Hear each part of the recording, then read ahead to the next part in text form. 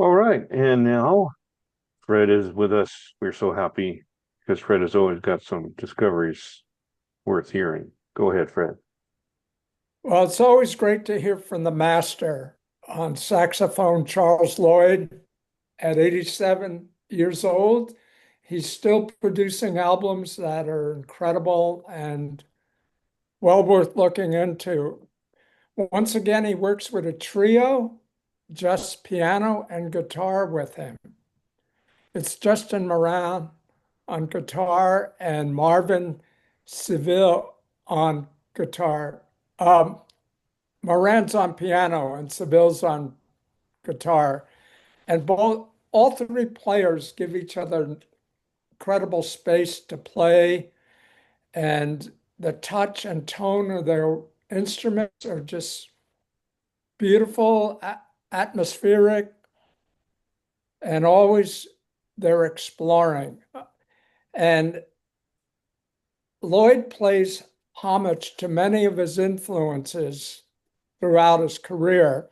There's some blues on here. There's some standards, and he plays. There's one called Blues for Langston, a tribute to Langston Hughes, and he plays flute on this. And the guitar work on this cut is just very wonderful and expressive. Then he pays tribute to Billie Holiday with a song called The Ghost of Lady Day. And the album, this is a double album that runs over an hour and a half. It ends with Leonard Bernstein's Somewhere from the West Side Story. And he also pays tribute to Ellington with Heaven and Black Butterfly.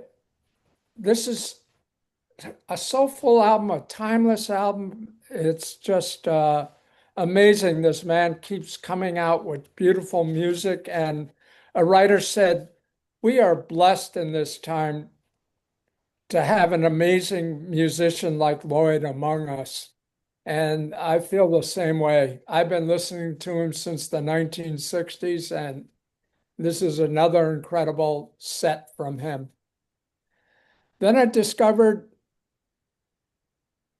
Donny McCASLIN, and he's got an album called Lullaby for the Lost. And he's on tenor sax, and there's also synthesizers, piano, guitars, bass, and drums on this album. It twists and turns. It's got a touch of prog, jazz rock. Uh, there's a 7-minute song called Wasteland where the saxophone just moans with incredible soul and sound.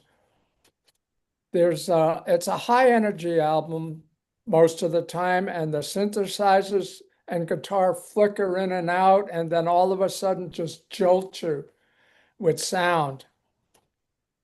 It fuses all these elements of jazz, rock, and prog and electronics all together so well that it really captures this great sound. And the saxophone playing of Donny is just expressive and cinematic and has great depth to it. It's definitely a satisfying album to check out. Then into the land of prog rock, I discovered this group that came out in August, ASYMMETRIC Universe, and their album is A Memory and What Came After. They're from Italy, and they're two brothers, a duet that add some other musicians with them. It's a totally instrumental album, very creative journey.